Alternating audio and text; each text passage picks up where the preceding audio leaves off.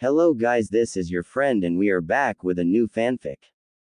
Which is what if Naruto was raised in Kumogakure by the third Raikage part 1. And if you enjoy this fanfic then please press the like button and subscribe to my channel for more fanfic like this. And now let's start the fanfic. In his office in Kumogakure, the Sandaime Raikage was sifting through the endlessly replenishing pile of reports and official documents that it was his reluctantly accepted duty to oversee. The huge man growled low in his throat as he read yet another sheet outlining the supplies Kumo's hospital once again felt they were in dire need of. I swear, he thought to himself as he approved the seemingly trivial list of demands. As soon as A's old enough, I'm stepping down. I'm a warrior for Kami's sake, not a fucking secretary. His internal tirade was interrupted by a knock at his office door. Eyes open, he growled, before lifting his gaze as his aforementioned son walked in. A slight smirk spread across his hard face. This was the one part of his job that he actually enjoyed doing. Marched up to his father's desk, briskly, before standing back stiffly at attention and waited for the Raikage to speak. Some other cages, like that bastard Sarutobi, the Sandaime thought to himself, might have enjoyed teasing their soldiers over such attitudes, but the Raikage wasn't one for teasing, and, as such, got straight down to business. Looking A over once, he said, I'm sending a team of Anbu on a recon mission and I want you to accompany them. I was visibly confused by this and, while most would stay quiet, well, he could only hold his tongue for so long before his volatile personality burst through. It did now, in the form of, I don't work Anbu, or recon for that matter. The Sandaime's face hardened at that. You'll do as I tell ya, boy. I need some more muscle on this mission and you're it, ya hear? He grumbled. Bristling at this treatment, A glared at his father. Why? He asked. Because I fucking said so, was the reply. Aside at that, no, why do you need some more muscle? This made the old man grin with a sadistic glee as he threw an open Kumo bingo book in front of him. The page showed a picture of a man with shoulder-length shaggy blonde hair, bright blue eyes and sharp features. Beneath the picture were various facts about the man, along with the bounty that the numerous hidden shinobi villages had offered for him. A's eyes widened before a grin identical to his father's spread across his features. The Raikage laughed at that. You remember Konoha's yellow flash, right? A raced through the canopy of Konoha's vast forests towards the new origin of the Kyuubi's roars. The beast had appeared in the center of Konoha mere minutes ago, but the destruction it had caused was unbelievable, as bad as any of the times the Hachibi had rampaged through Kumo. He'd already left the Anbu squad behind, activating his lightning armor to increase his Shunshin speed in his haste. The Yondaime Hokage had used his Hiraishin technique to get the fox away from the village, which meant he was now fighting the beast alone. Whilst he and Namikaze were far from friends, he greatly respected the man, and letting him face the Kyuubi alone was suicide. Invisible to all but the eyes of the famed Uchiha, the future Raikage darted through the foliage until he saw over the next ridge the colossal silhouette of the Biju. Then he went faster. As he reached the top of the ridge, the clearing the fox had created came into sight, and there he could make out the image of two people, one evidently the Hokage, facing down the creature. Then, suddenly, as A had been about to rush to their aid, the beast made a new noise of a type he'd heard only one thing make before. A bellowing roar of fury and hate and despair. He watched as the Kyuubi's form distorted, strands of red fur being dragged towards the duo on the ground. The strands grew thicker and more numerous, until the entire beast was dragged into whatever they had used for the ceiling. With a smirk, A watched as the two people embraced, before kneeling down to place something on the ground. They stayed like that for a moment, seeming to stare at the ground, before they fell down with a finality that years of combat told A could mean only one thing. With a look of horror on his face, he shunshined down to them, watching as they came into focus. The ever-cheerful face A had come to expect from numerous meetings over peace treaties, still had the same quiet contentment as always, and the beautiful woman beside him, her face marred by tears, was smiling slightly, smiling whilst death embraced her as he had moments before. And there, in between their protectively curled forms, was a small Hokage, wrapped in blankets, his eyes closed, as he wailed against the night. The Kyuubi Jinchuriki. Suddenly, as a stood between them, a painful grip snared his right ankle. Looking down, he saw the bright jade eyes of the crimson-haired woman as she glared at him with more strength and power than any warrior had before. His breath caught and a shiver shoot up his spine as he took in her blazing eyes and the mane of flames surrounding her fierce face.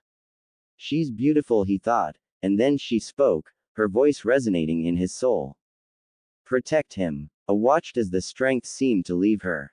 Fresh tears rolled down her face as she turned her head to the boy in the blankets, who he realized now was her son as well. She reached up with her hand to stroke his whiskered cheek, holding her hand there, almost reverently, like this boy was the only Thimji in the world that could ever matter. And as a sob racked her body, a thought he felt her heart break. Here was her little boy, her son, about to be left alone to shoulder the most unholy of burdens. All alone. More sobs followed the first, and as she turned her fierce face back to him, she said it louder. Protect him. I nodded, barely knowing what he was doing. He would do it. Who wouldn't? Who could not? At his nod, her form lost the tension it had held since she'd grabbed him, and turning her face back to the boy she collapsed again, never taking her eyes off him. She stared for the longest time, and I watched her stare, entranced, horrified, inspired. At last the cries he long since forgotten stopped and the boy settled down to sleep. She smiled then, a very watery smile, her eyes tearing up again as a crushing sadness overtook her. But she had one more thing to do, one more thing she had to say, the most important thing. I love you, nah. Her last breath. The lights in those beautiful eyes of hers finally left, and I could look away again. He looked at the boy wrapped in the blankets sleeping soundly now, between the two who'd loved him their whole lives and a few tears of his own seeped through. He didn't allow himself long to cry though, steeling himself, he knelt and took the boy in his arms. Turning away, he used an ordinary shunshin to reach the trees again, where he found his team. They'd only arrived ahead of the Konoha shinobi because they hadn't been involved in the conflict. Looking at them as they took him in, and more importantly the child in his arms, he answered before they had a chance to question him. He's coming with us. Back to Kumo. After a few seconds when nobody objected he said, let's go. After 32 hours of ceaseless travel, the Anbu team were ready to welcome death with open arms. Not because they hadn't eaten or slept or stopped for the last 32 hours, not even because they'd been forced to shunshin most of the way, and not because of their rigorous Anbu training because that had been no help, no, it was because the hellish monstrosity wrapped in blankets in A's arms hadn't stopped crying for the last 32 hours. The boy apparently was opposed to the shunshin technique on a personal level, and had started wailing barely 10 minutes after they left Konoha. When one of them had pointed out, as they had on numerous occasions, that the boys seemed a tad upset about their mode of transport, they had been rewarded with a glare from their leader, who had responded by increasing both the pace and the volume of the boys' cries. Now, however, as they stood at the gates to Kumogakure, it seemed the boy had cried himself hoarse, and settled down to sleep soundly in A's massive arms. It is a testament, really, to the standard of the Kumo Anbu's discipline that none of them responded to this beyond the massive amounts of facial tics and twitches that they failed to hold back. And of course, the glares that promised bloody retribution that they directed towards the small bundle. Taking their leave of their slave-driving taiko, they went to get some sleep, before getting rubber to blow off some steam. A, however, made his way slowly towards the Raikage building, where he knew, despite the early hour, his father would be waiting. He earned many looks as he walked through the streets. People were quite shocked to see the legendary A carrying a child. A few people stopped to ask about the boy, his origins mostly. A responded without hesitation, he's my brother. To civilians and low-ranking shinobi this meant nothing more than what it seemed, However, to the higher-ranking shinobi this was an obvious code, and they quickly shied away from the boy. A bit back his disgusted rebukes at their elitist behavior that he knew B had been forced to deal with for over a year now, but still, he hated them for it. They clamored to gawk at him when they believed he was just a baby, but once they knew he was a Jinchuriki the same superior looks of disgust appeared on their faces, begging it to tear them a new one for their oppression of his loved ones. And he loved this boy. Already. He was a part of him, now, as assuredly as if he'd been his own flesh and blood. He was his brother, just as B was, and he wished he could protect him from the hate that would follow him throughout his life. Entering the Raikage building, he told the secretary to inform his father he was coming up. It was a code of theirs.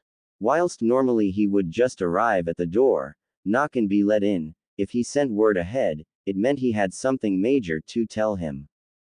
Right now his father would be frowning, gnashing his teeth and thinking, "Gah, what's the little bastard got himself into this time, smirked at the thought. He certainly wouldn't be expecting this. "Hey, Dad, guess what? I got you a new son." The old hardass would be overjoyed. Chuckling slightly and being careful not to joist the baby, knocked on the door to the Raikage's office. He received the familiar, eyes open, before he stepped into the room. As his son walked into the room with a child in his arms, the Raikage's mind went blank. He stared agape from the boy to A's smirking face and back to the boy again for a few seconds before he burst out laughing. Great bellows shook his form, like rock falling on rocks, echoing down the halls. Closed the door on the shocked faces of many shinobi, who come to see what had caused this horrifying phenomenon before turning back to the shaking mass that was his father. Grinning now he approached the desk. "Right, shut up now, it's not that funny." The Raikage looked up, his eyes filled with mirth as he struggled to speak around his laughter. "No, haha, no wait, ahhaaa. No, even you can't fuck up that badly," he said before he succumbed to more guffaws. Sighed and decided to wait this one out. Looking at the somehow still sleeping child in his arms he smiled, rocking him back and forth whilst his father's roars quieted. Finally his father looked at him, eyes still gleaming, continuing. "Where the fuck did ya get that, then, he asked, before chuckling again. Looked up, a sad, sorrowful look now on his face, which sobered the Raikage up. "He was in Konoha. Konoha. You took a child from Konoha. What the fuck did ya do that fair?" The Sandame shouted. Only laughed at his father's reaction, a humorless laugh. "Wait," he said, "it gets better, he's the Yondaime Hokage's son." At this the Sandame Hokage stood, leaned over his desk to look A right in the eye, potent rage plain on his face as he grumbled, "Low and dangerous, you'd better have a bloody fantastic explanation for why you kidnapped the Yondaime fucking Hokage's son." Smiled again without humor, and looked down at the boy wrapped in blankets held securely in his arms. He continued to gaze at the boy as he continued, "I'm still not done, you know. He's also," here looked his father straight in the eye, "the Kyuubi Jinchuriki, and an orphan." The Sandame Raikage was an old man. He'd fought in all three of the great shinobi wars, but even so, that last sentence held a little too much weight for him. The Yondaime Hokage, dead. His son a Jinchuriki. His Jinchuriki son in Kumo, in his son's arms. The Raikage fell back into his chair and for once gestured for it to do the same. "Tell me what happened." So it did, from the Kyuubi's spontaneous appearance in the center of Kumogakure, to the Yondaime's Harai shining it away from the village to the beast being sealed in the boy now wrapped in blankets, held closely in his arms. Finally, he told him about the boy's mother, her last wish. At this point the boy stirred in his sleep, made a quiet noise, but did not wake. The whole time the Raikage listened intently, adding a question here and there to get a better picture of the events. "Are you sure he's a Jinchuriki then?" he asked when it was done. Slowly unwrapped the blankets to reveal the spiral seal on the boy's abdomen, right above his core. The Raikage sighed and fell back into his chair. "So, Minato Namikaze's dead. There was none of the glee you might expect when a man discovers an old enemy's died. They'd both grown to know Minato since the peace was made, both learned what a charismatic, charming, likable person he was. I looked out the window over Kumogakure, the voice of the unknown Konoha Kunoichi echoing through time, still resonating in his mind. Protect him. Will you adopt him? He asked his father. The Raikage looked up from his own reflections, before looking at the sleeping boy in A's arms. His face softened then as the boy turned in his sleep. I will, he said. He walked around the desk then, and motioned to take the boy from A.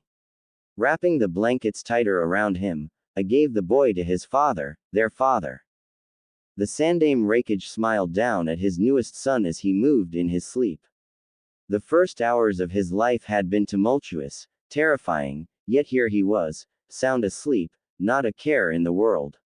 Good, thought the Raikage humorously, doesn't scare easy. Make for a good shinobi he will. Like his fathers. Thinking of Minato brought another question to the Raikage's mind. Turning to face A, he asked, she didn't give a name, did she? The mother. A shook his head. No, she tried to, I think, but all I know is it begins with N. The Raikage beamed at that. N. Was wrong with that. N. Good, strong, simple, easy to remember. N. He looked down at the boy in his arms again. Fits too, with Namikaze I mean. N. Will do just fine for him. A smirked at that, easy to remember, is that where they all come from? Lazy old. Just then the door to the office flew open and in walked a 6-year-old B, shades and a smile in place as always. Pops. Yo, big bro. What's up? No. The Raikage laughed aloud at that. B's rapping always entertained him. Yo, B, come here and say hello to your little brother, N. Without missing a beat, B sauntered through the office up to the boy in blankets and stuck his fist in front of him. Yo, what's up little bro, N, like for Nitro. We. The Raikage's laughs at the impromptu nickname could be heard all through the Raikage building, and by the next day, everyone knew of the Sandaime Raikage's third son, the Kyuubi Jinchuriki, N of Kumo. 6 years later, the village hidden in the clouds, while more militaristic than its fellow great nations, was in a peaceful mood at the moment. The civilians walked around chatting and gossiping on the things going on in their lives. The shinobi bustled around, the genin doing jobs for the village, while one unlucky team was trying with no success to capture the wife of the lightning daimyo's cat Shishi. Apparently she had a sister in the leaf village, which scared many genin teams of ever thinking that the demon cat had a sibling and that she could have kittens with its demonic attitude. The chunin were leaving and returning to the village from their missions or just training, and the junin were teaching the genin or heading for missions. The village hidden in the clouds was happy with the peaceful atmosphere, but all good things come with an end, as there was a roar of N. People turned to the noise and saw a blonde blur run past them at the speeds the yellow flash would have been proud of. The one he was running from was none other the Raikage. When everyone saw him, it took a lot of willpower to not laugh at the cage. The Raikage was a tall and broad man with dark skin and had yellowish hair. But now his hair was bright green and he had clown makeup all over his face. Right now he was chasing the blonde menace known as N, son of the Raikage, the Jinchuriki of the Kyuubi, and also known prankster of Kumo. He even had a nickname from his many pranks. He was known as the Orange Shadow because he could even outrun and hide from storm ninjas in bright orange. Said blonde was now currently ducking through the crowds until he felt like he was safe. N looked around and seeing that his father was nowhere in sight, he slowed down to a jog with a big grin on his eye. Got away. Then he heard a shout, elbow slam. N felt an elbow hit him on the head, knocking him to the ground. N looked up and saw with horror his father with a menacing aura around him, though the moment was kind of ruined with his clown makeup and green hair. Hey to san, he managed weakly while rubbing his rather large bump. His father glared at him. N, what gave you the idea to prank me like this? N grinned at him. Well, Ani said that I couldn't prank you because you're a super shinobi and could never be pranked, and I told him that I couldn't. If I couldn't, then me and Ni would stop rapping in front of him for a week, and if I won he would teach me a super cool lightning jutsu. Raizen couldn't help but smile at his son. He was only 6 but already had the chakra reserves of a low chunin, and thanks to the kyubi he had ungodly stamina. He was like a sponge when it came to ninjutsu and taijutsu, and already had great skill in kenjutsu, not to mention he had an accelerated healing rate. Thinking of the kyubi, Raizen frowned, knowing how the villagers disliked both B and N for what they contain. With B, people kept thinking that one day the Hachibi was going to gain control and go on a rampage like so many hosts before, and the same went for N, but they feared him more since he held the strongest of the Bu in him. Stupid fools, he thought, they should know that they are the ones stopping their beasts from attacking the village. In a way they are heroes but are treated like outcasts. Raizen was a smart man, he wouldn't be Raikage for just pure power. He knew that a Jinchuriki wasn't the demon they contained. It was like a sealing scroll. If you seal a katana in a scroll, does it make the scroll a katana? No, it was just a scroll with a katana inside. The villagers were still a problem though. While they weren't totally nice, they didn't do anything than glare at the boys, since both were the sons of the Raikage and couldn't do anything else or else fear his wrath. So now Ani owes me a jutsu and I'm gonna become the most powerful ninja ever. N yelled excitedly, jerking Raizen back to the present. Raizen chuckled at his youngest son. Oh, is that so? Are you going to be going for Raikage when you're big enough to be the size of my arm? N pouted. While he did have a muscular build from his training with his brothers, he was still skinny compared to the rest of them. Both B and A both loved to tease him about it, but it was obvious how much they loved their little brother, or Lil Nine as B says. Raizen smiled. N and his older brothers were inseparable. N looked up to both of them, though he acts more like B than A. Heck, he and B would sometimes rap together if only to get on A's nerves. N did act like A in some parts. Sometimes he thinks that the door is too much of a hassle to get to and would rather jump through a wall or a window. The first time N did that, I was so happy that someone finally understood why. Wall and window exits are more awesome and just walking through a door is just too troublesome. With B, he and N could be twins if they didn't look the same. Both shared the burden of being a Jinchuriki, but that didn't stop them from being fun. It was both B's and N's dream to have full control of their beasts and become the village protectors and to be treated with respect. They were always smiling, and sometimes with N rapping. A thanked Kami every day that N didn't rap as much as B did. Right now N and B were working on some sort of project together, and they wouldn't tell anyone what it was, which meant something since they would usually yell out to the heavens about what they were doing. Raizen looked over their village as the sun set. He couldn't help but look at the beauty of the sun setting in the monstrous mountains around the village.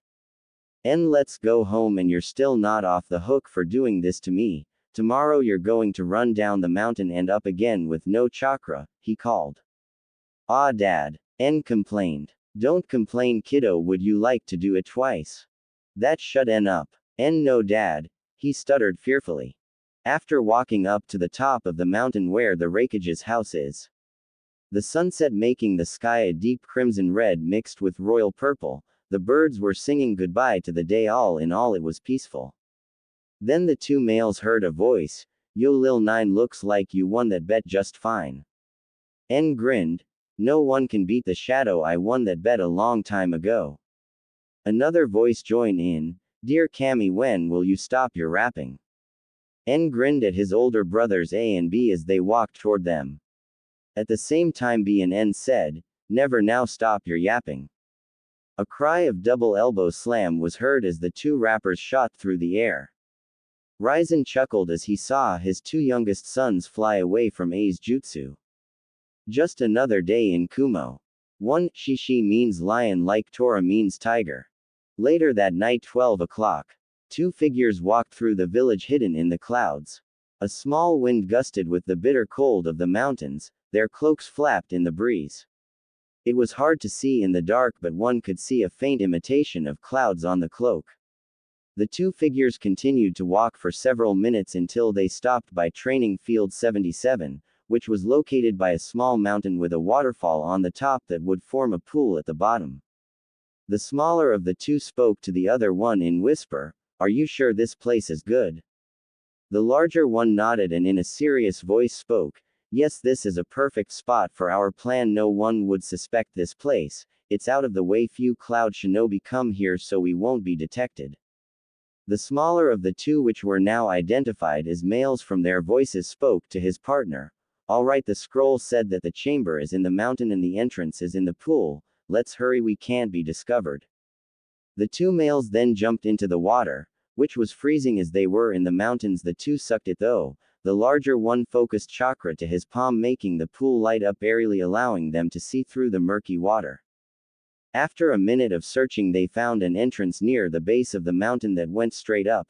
The two swam up until they arrived at a dark cavern.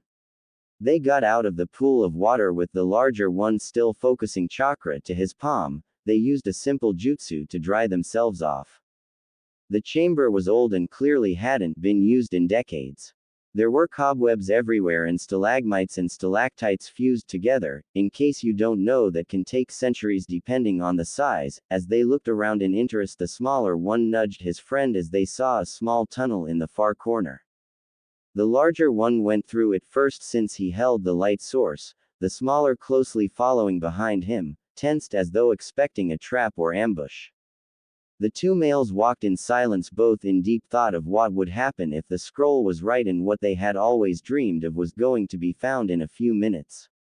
Soon they reached the end of the tunnel and into a small cavern with multiple tunnels leading out of the cavern. The taller one stopped abruptly, causing the smaller one to bump into him. He was about to complain before he saw what made his friend stop. There in front of them stood a pedestal, and on it was a scroll with a snarling demon on it. The two cloaked figures slowly approached the pedestal and just stopped and stared at the scroll that held their future, their dreams, and their hopes. At the same time, the two cloaked figures reached to their hoods that had left their faces in the shadows. At the same time, they took it off, and if anyone else were there, they would have seen their faces. One had sun-colored blonde hair that came down to his chin. He had cheerful bright blue eyes. The most remarkable thing were his 3 whisker marks on each cheek. The other had dark skin and whitish-yellowish hair. The boy wore dark goggles and had a kumo hayate around his head. Both boys were wearing dark gray cloaks with white clouds. "Ha, I bet you thought it was Akatsuki. I'm sorry I had to mess with you guys." The blonde spoke first after minutes of just staring at the scroll before he spoke in a wonderstruck and serious voice that few people would think that a 6-year-old could make. "B, do you think this is true? Is that scroll really what could achieve our dream?" "I think so, lil bro," B spoke in a serious voice without even in rap, which showed the seriousness of the situation. As the two approached the scroll, they remembered the day that they had found the cave that held the location to this place, where a scroll could be found to help control your view. Flashback 2 months ago. B and N were running through the woods surrounding the village. They were playing ninja. Well, N was, since B had been made a genin 2 weeks ago. His hayate was worn proudly on his forehead. But B didn't care because he loved to play with his little brother. Since they both were Jinchuriki and brothers, they knew that they should stick together. As fate would happen, N was running from his brother with a grin on his face. He looked around and saw a clearing ahead, so he decided to land there and have a taijutsu battle with his brother. As he landed on the ground, he swore he felt the ground crick under him, but he decided that it was nothing. All of a sudden, B punched him and N flew a few feet away from him. N grinned at B, but before he could speak, he heard a crack. He looked down and watched in horror as the ground beneath him fell away, leaving him hanging in the air for a moment before plummeting. N landed with a thud as his head started to sway. He dimly heard B yelling, but he couldn't hear that much as his head was swimming from the impact. Soon B jumped down carefully and checked to see if his brother needed help. When he knew N would be fine, he looked around and saw a tunnel on the opposite side of the wall. Looking behind him, he saw another tunnel that would have connected to the other tunnel. Now, being naturally curious people, both N and B headed in the tunnel. They walked for several minutes, but with B's fire hand they could see They soon entered a room.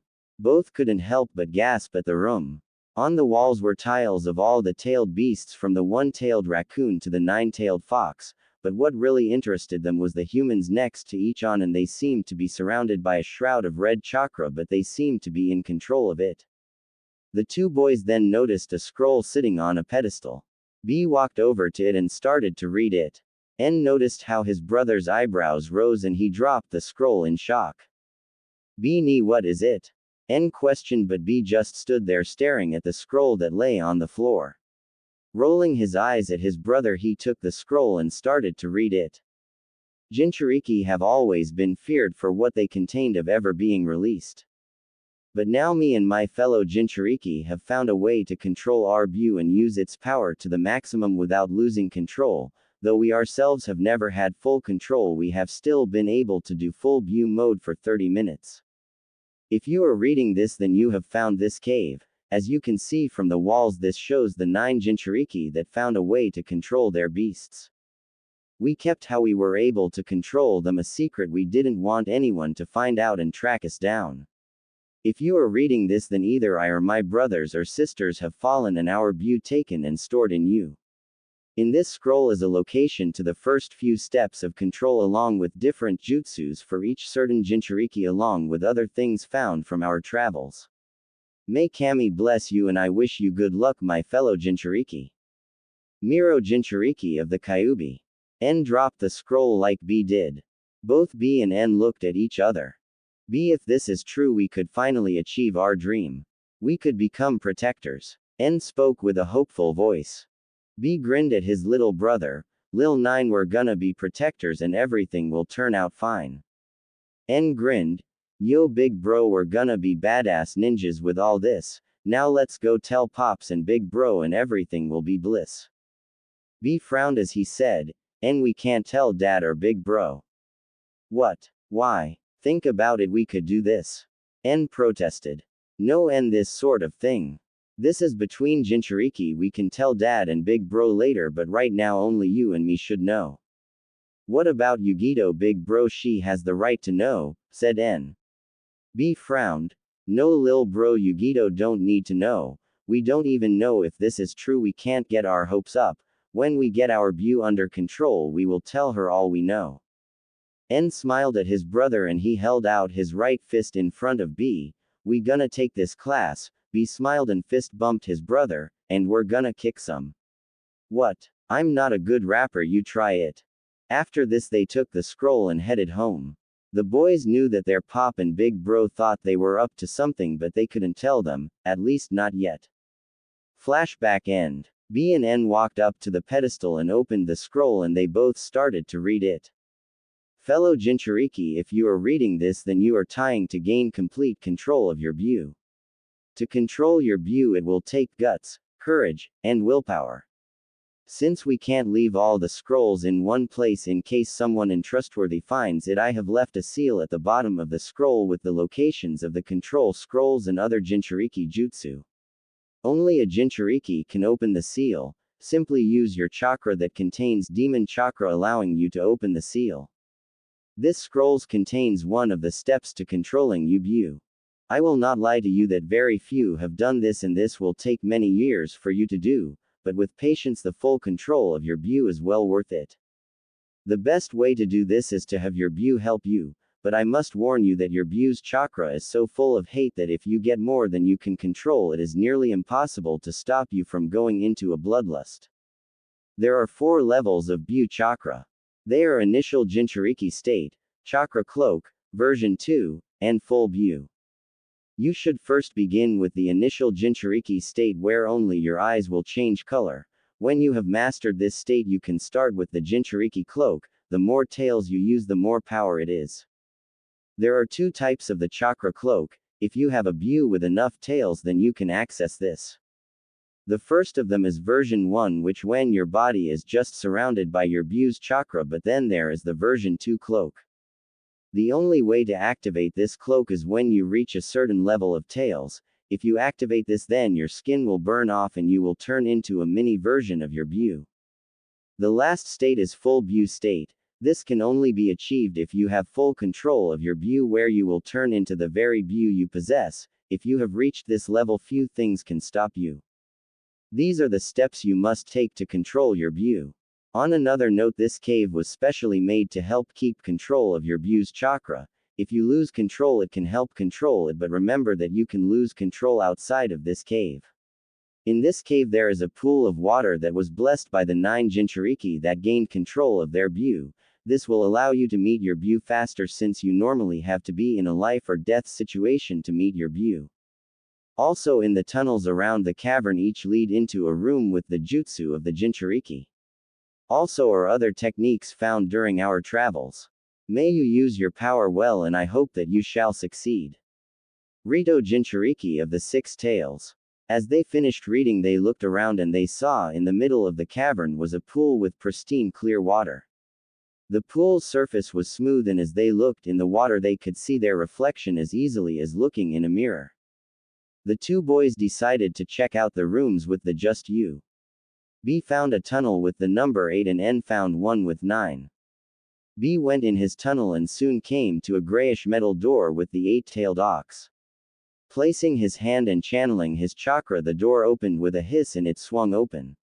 He stepped inside and couldn't help but gap at what he found. He then grinned. "Oh yeah, yo, this is gonna be good." N watched as B went into his tunnel. He took a deep breath and started to channel chakra into his hand, and the room started to glow blue. He started to walk down his tunnel. He soon came to a reddish metal door with the 9-tailed fox. Placing his hand on the face of the 9 tails, he channeled his chakra into the door and it swung open. He stepped inside and spun a 360, taking in everything he saw. N grinned. "Hell yeah." Meanwhile, at the Raikage Tower, Ryzen was sitting at his deck glaring at the paperwork he had just finished. The second A can become Raikage. I'm gonna burn all this paperwork just for the fun of it. I'd rather have a do this, which is going to be amusing to see since he hates that type of stuff. Oh well, no need to tell him about it until he already has the hat. Ryzen thought with a smirk. Glancing behind him, he saw that it was nighttime and sighed. He leaned back into the chair and started to think about the strength of the village. While we have the least amount of bloodlines out of all of the 5 great nations, we are still strong since we have the 2 most powerful Bu and the 2 tails. Though the countries only know about B and Yugito, I made sure no one would find out about N. If Konoha found out we have the 9-tailed fox, they will know we have the 4th Hokage's son. Thinking of that, I need to tell N soon. He deserves to know. I think I will tell him sometime in the future, maybe after he becomes a genin. Ryzen then remembered what he had planned to do before N had come in the picture. I remember we were going to get a Hyuga and get the Byukugan, but when N came into the picture we decided to not do it since we had already taken one kid from Konoha. If we get caught they could find N, and I'll be damned if they try to take him from me. He is my son no matter what, and I'll always be a proud father of him. But we still need to get some bloodlines in Kumo. I'll think about this tomorrow. I'll ask what he thinks. Just as Ryzen stood up from his chair, his assistant Kurai walked in. "Excuse me, Raikage-sama, but a man is here to see you about joining Kumo." Ryzen groaned. "Damn, can't this wait till morning? I'm exhausted." A man in a cloak walked in and took off his hood. The second he saw the man's face, all thought of exhaustion were out of Ryzen's mind as he took in the man's features. The man who was only in his early teens, was tall with dark hair and pale skin. What really stood out were the expressionless onyx eyes that flashed red for a moment. Ryzen sat back down. "Itachi Uchiha, what pleasure do I owe you for coming to my village?"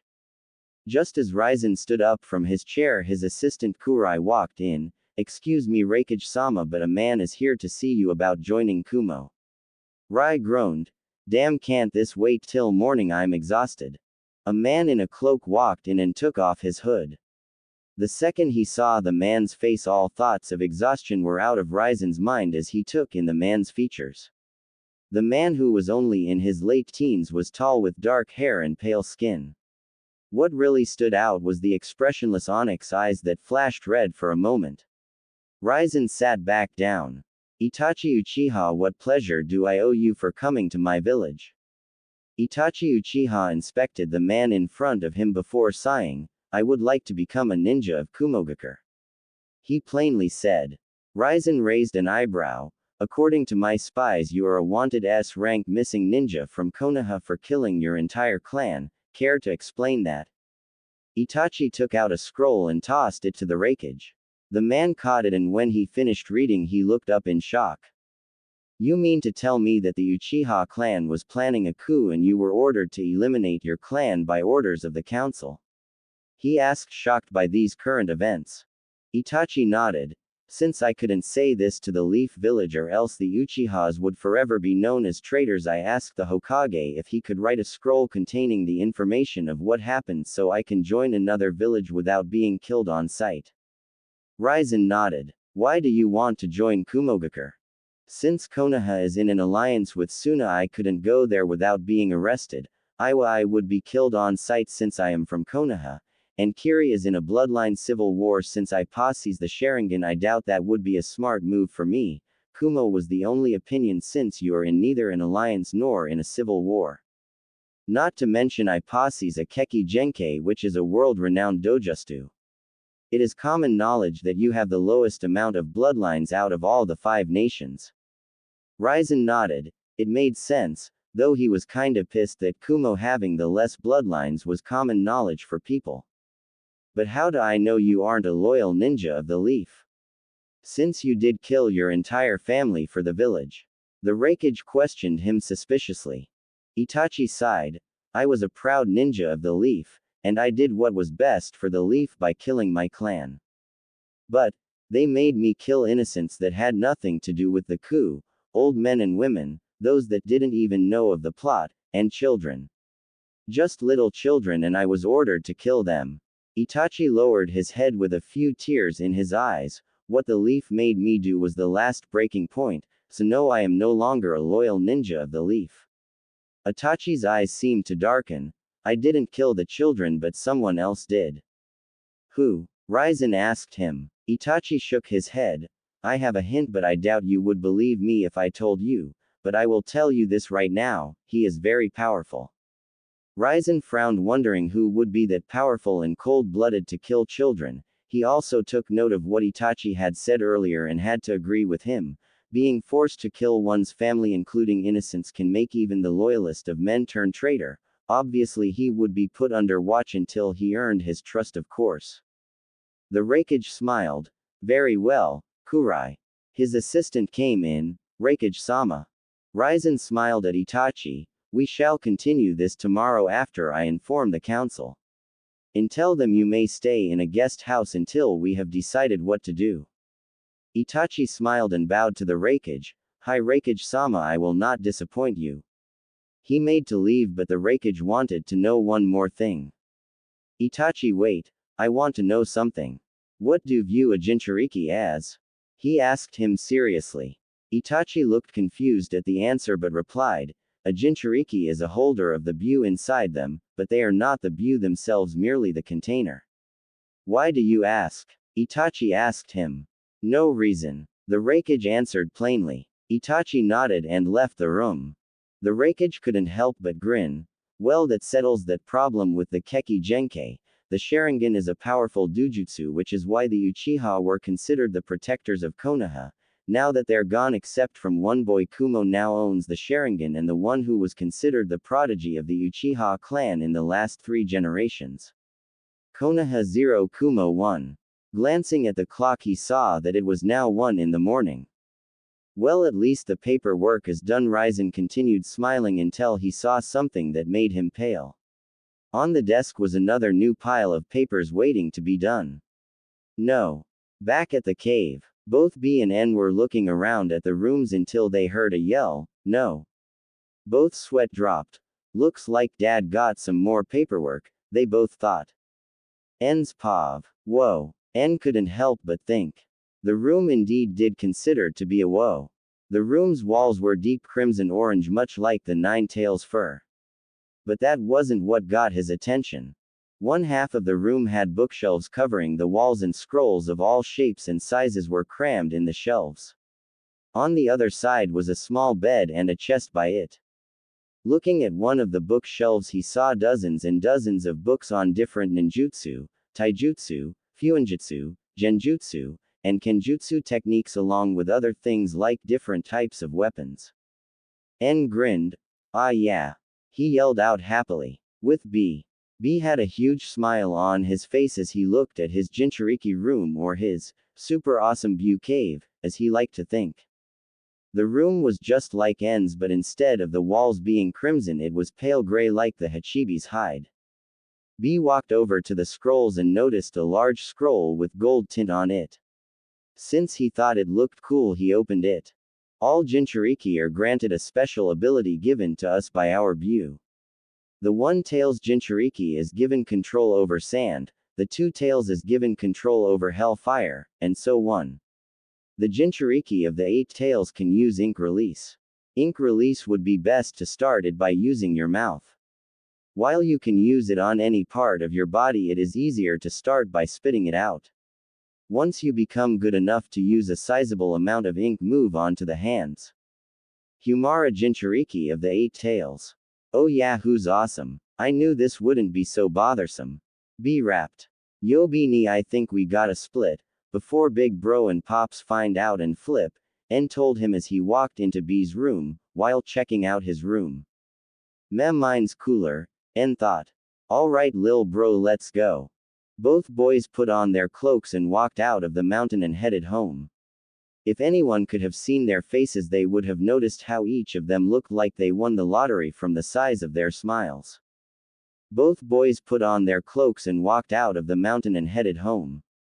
If anyone could have seen their faces, they would have noticed how each of them looked like they won the lottery from the size of their smiles. N, get your of the ground and try again. If you fail this again, I'm going to try out my new jutsu Iron Claw on you and you're going to be in a world of pain. A yelled at his little brother, who was lying face first on the ground panting. How weird, both B and N seemed to be less hyper and annoying than normal. Did they stay up last night? What were they doing? Oh come on A ni, do you know how hard you hit? I feel like I'm getting hit by ox. Shut it kid, I fought in a war, of course my hits are hard and I'm not even trying with you. Would you like me to go all out on you little brother? I asked N. N paled and jumped up and jumped on his feet. N, no bro, I'm good, just stay over there, and don't kill me. He murmured at the end. What was that? Did you say go? Okay. Wah. Wait no. As N was punched in the face and flew through the air and into the wall, making an N-sized hole. Ryzen watched on as his eldest son beat the crap out of his youngest son. Well, I gotta admit N is doing okay. I wasn't kidding when he said he fought in the war. With his lightning armor he was as fast as the yellow flash. Right now N was doing physical training with, or as N called them, getting the crap beaten out of me, training, although he would never admit that he liked how his brother took time to train him when he wasn't on a mission. After he did his, getting the crap beaten out of me, training, he and B would sneak off when A and their dad left for work and go to their favorite training area in their house. The training areas were used for the Raikage and his family. It was a flat rocky field with lots of boulders and the occasional tree. It was perfect for learning destructive jutsu, and in the middle where the rock was smooth, perfect for kenjutsu. Right now B and N were trying to create their own style. Both B and N remembered when A told them of how he had to fight a sword master who could fight with 4 swords on different places of his body. When they heard this, they immediately got interested and told A of how they were going to be able to do that but with more swords.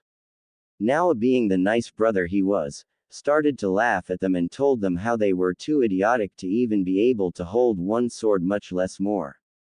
When A said this, both B and N had fire in their eyes and swore that they would do it, and when they could they were going to beat his into the ground. A was impressed with their threat but still laughed since N didn't even reach his arm and B wasn't even to his bicep.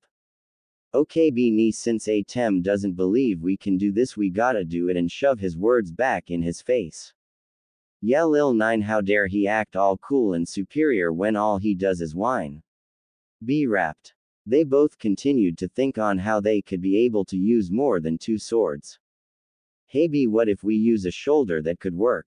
True, but how are we gonna get a sword up there? B asked him. I don't know, we could throw it in the air or something. N told him. Alright, that's cool, you fool. Hey, who you calling a fool?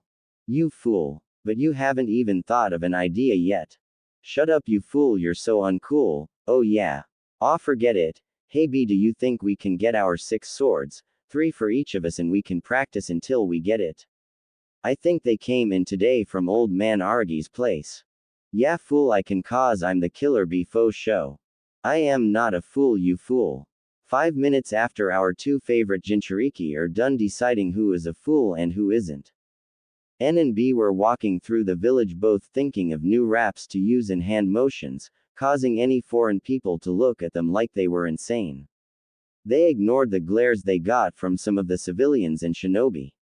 Soon they got to their favorite store, Arashi Shinobi Weapons Store. A girl in N's class named Karui, who was one of his few friends, family owned the store. The 2 brothers walked into the store, where they immediately went up to the counter and B yelled out, "Yo, old man, guess who's here?" As that's right, oh yeah. Well, look who we have here. How are you boys? You need some kunai? A voice called out from the back room of the store. A dark-skinned man with short red hair came into the boys' view. Aragi was a retired Junin Kenjutsu master. He retired after Karui was born because he wanted to be there when she grew up. Even though it's been 6 years since he went on a mission, that doesn't mean he has lost his skill in Kenjutsu. He knew about the boy's idea to wield more than one sword and gave out some advice. He was also one of the few who didn't view the 2 Jinchuriki as monsters. Hey old man, me and B need 3 swords each. Did you get the type of swords that could go with our style? N asked him. Oh yeah, and they came yesterday. I got you 3 each along with their sheaths. Here they are. Also, here are the blunted guards that you put on so you don't hurt yourself when you throw them in the air and miss the place you're trying to catch it. Aragi then pulled out 6 swords and their sheaths. Just like the anime swords. See, nice and light so you won't be worn down for using them. Cool bro, now we can learn what we wanted to know a long time ago, be wrapped. Alright, that will be 6,000 ryo. Also remember that these swords are made out of special metal that can channel your elemental chakra. I thought you'd like that. Wow, thanks old man. Yo big bro, we are gonna be Kenjutsu masters. I know, you fool. We so cool. Shut up B, I'm not a fool, you fool. Aragi watched with amusement as the 2 brothers left the store, still arguing of whom the fool was. Those boys are something else. I have no doubt that they will become great ninja from either their stubbornness or their will to never give up, he thought before turning back to the counter and started to sharpen his katana. Raikage's tower. Raizen was in his office glaring at the paperwork that was mocking him. If looks could kill, the paperwork would have been burned, stabbed, shredded, electrocuted, and buried alive. So to speak, the paperwork would have died badly. A knock at the door disrupted him from his glaring match. Eyes open, he yelled. I came into the room and sat down in the chair in front of him. You needed to see me, Pops. Yes, last night something surprising happened last night. A quirked an eyebrow, defined surprising. Itachi Uchiha came into my office and asked to join Kumogakure. A's eyes widened. What? Are you seriously thinking of letting him join? He killed his whole clan, for God's sake. Raizen reached into his drawer and pulled out the scroll Itachi gave him and tossed it to A. A looked at the scroll with confusion. What's this? Just read it. As A read the scroll, his eyes got wider and wider. A looked at his father. This for real, Pops? Man didn't see that coming. A said. Raizen nodded. I know what you mean, boy, but on the bright side, Kumo now owns the Sharingan. Of course we will have to try to keep this a secret. Good thing that the villagers know to keep their mouths shut on ninja affairs, or people could have found out about N, also with him, B, and Yugito being Jinchuriki. A nodded. Speaking of N, can I start teaching him lightning jutsu? He has already mastered his other studies. The kid, while being an idiot at most things, you can't deny that he will be a feared shinobi when he gets older, plus he already knows some basic just you. I think it's time for lightning. Ryzen couldn't help but smile with pride as he thought of how his youngest son was already a pro at certain skills where even other kids couldn't do. Yes, I think it's time for him to learn lighting, plus I believe you owe him a lightning jutsu for winning that bet with you. Ryzen's proud smile turned into a frown. And if you ever think of including me in one of N's pranks, well, let's just say I'll only have 2 sons left, Ryzen said with a smile that promised pain and a dark aura around him. It didn't help that lightning started to spark around him. Started to sweat a little, even though he was considered a S-class ninja with speeds that rivaled the yellow flash, his father still scared the shit out of him. Oh, okay, Dad, no problem. Alright, boy, now there is another reason why I called you in here, Ryzen informed his son. Alright, what is it? Do you need me to smash some guy's head in for messing with Kumo? No. Well, there is a mission that is like that which I saved for you, but no, this is different. Before talking to Itachi, I was thinking of our standing with the other nations with bloodlines. We have the lowest amount, and Itachi told me that he came here besides other reasons because it's common knowledge that we have the least bloodlines. Gnashed his teeth in anger at how people thought Kumo having the least amount of bloodlines was common knowledge for other people, making them Kumo look weak. Ryzen noticed his son's anger and continued, we need to add more bloodlines into our country. While we do have many strong ninja without bloodlines, it would help our military to gain more. Though this does not mean Kumo is weak, since Konoha has 0 Jinchuriki, Taki, and Suna have 1 Jinchuriki, and Iwa and Kiri have 2 Jinchuriki, while Kumo has 3 Jinchuriki, and we have the strongest and second strongest Bu along with the Nibi. Smiled. Jinchuriki were way more powerful than a bloodline user, and even without their Bu B, N, and Yugito were already very good with the shinobi arts. Alright, Pop, so what do you propose we do? Hey, you can't go in there. Kurai's voice came from behind the door, making both the Raikage and his eldest son look at the door, and as they did so, the door slammed opened and both N and B came running in, soon followed with an irate Kurai. Raikage-sama, I apologize, I tried to tell them you were in a meeting with a but you know them and they just rushed in here, Kurai apologized to Ryzen. Ryzen just sighed, it's fine Kurai, just leave them here. Kurai nodded and left the room. Ryzen glared at his 2 youngest sons with an annoyed look. Alright boys, why'd you come in here when I'm in a meeting with A? Aw, come on Pops, you know us, no matter what you say it's always gonna be a bust. B rapped to his father, making him snort in amusement at his son's particular speech while gained a tick mark. Yay, we only wanna know what's going on, I don't see how that's so wrong. N rapped. Ryzen sighed, knowing that these 2 were his sons and like him they were stubborn as mules and never gave up. Fine, but don't interrupt or you're gonna get it, understand?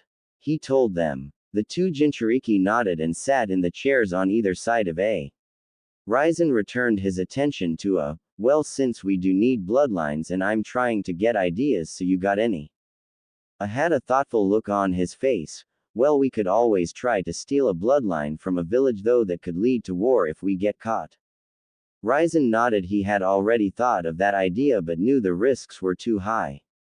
Yo Pops, instead of trying to steal a bloodline, why not find people who are shunned by their clan and would like a new start? And isn't there a bloodline purge going on in Kiri? I bet lots of bloodline users are either orphaned or are looking for a home, and if we came in and offered them a place where instead of being feared for having a bloodline they have respect, N told them with a thoughtful look on his face. N, that has got to be the stupides. Trailed off when he realized what N was saying. Wow, how did we not think of that, Pops? Asked. And both Ryzen and A couldn't help but feel embarrassed for having their 6-year-old son, brother, think of a perfect idea to get bloodlines before them. Yay, great idea, N, can't believe we didn't think of that, you're a smart one, that's for sure, Ryzen told N, making him grin and rub his head sheepishly. Whoa, what about me, Pop? B asked with indignation. A looked at his little brother. Yay, what about you? You're the stupidest out of us.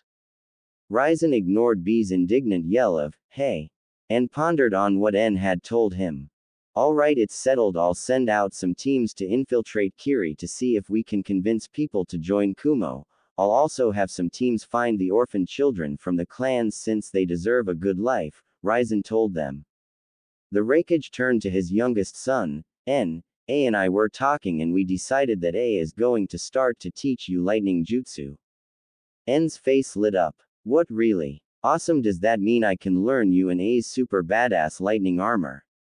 Man, when I learn that I'm gonna be so awesome. Ryzen and A laughed. And it took me years to create the lightning armor by scratch, and it's not a jutsu that you master right away.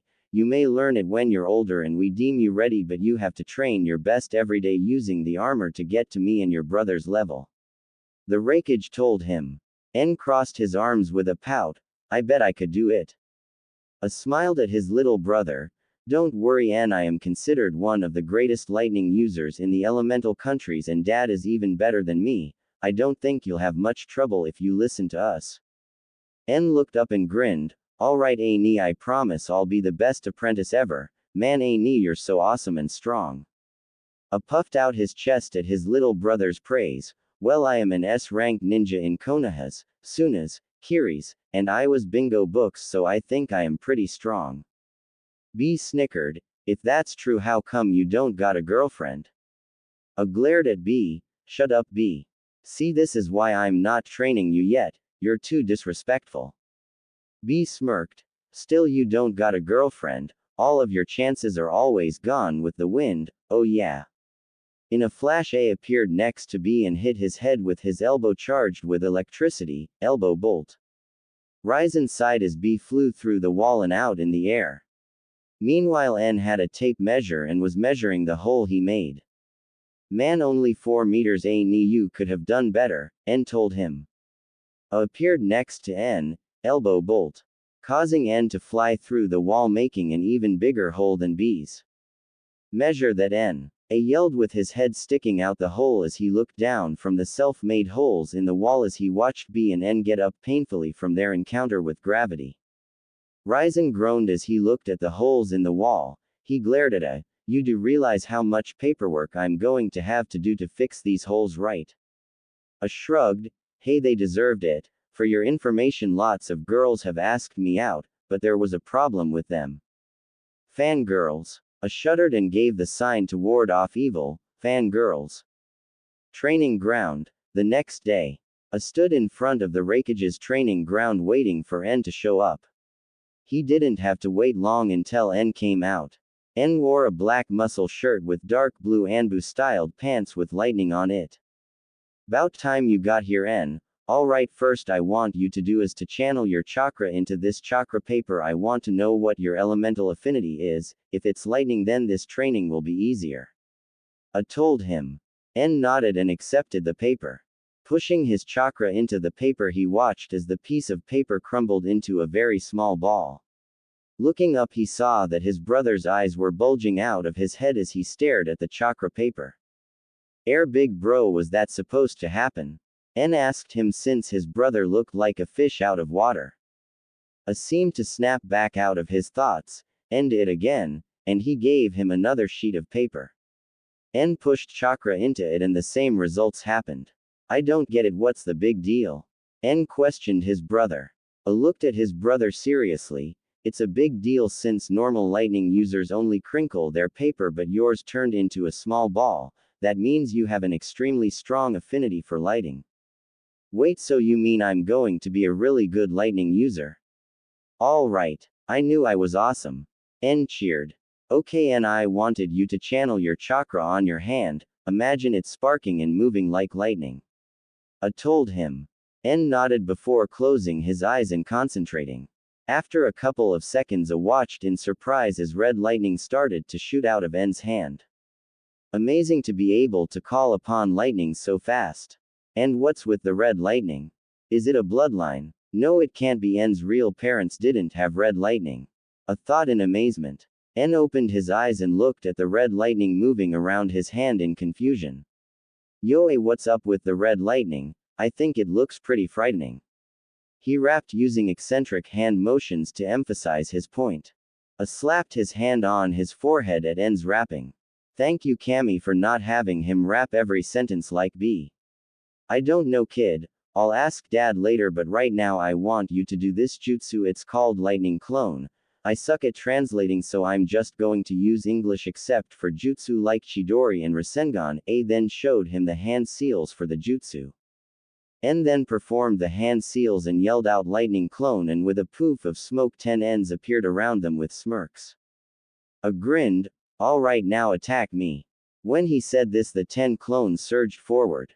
The first clone to reach him swung his fist at A's face. Dodging the fist, A punched the clone in the stomach. He was surprised to see that the clone didn't dispatch, but when he hit him again, the clone dispatched. The rest of the clones rushed as one and each tried to hit A, but with no success. In a couple more seconds, the rest of the clones were dispelled, leaving A standing in the field, not even breaking a sweat. A smiled at his brother, who was upset that none of his clones had hit his brother, but on the inside his thoughts were confused. I don't get it. One hit is all that's needed to dispatch clones, but all those clones needed at least 2 hits. That shouldn't be possible. Is it because of his lightning affinity?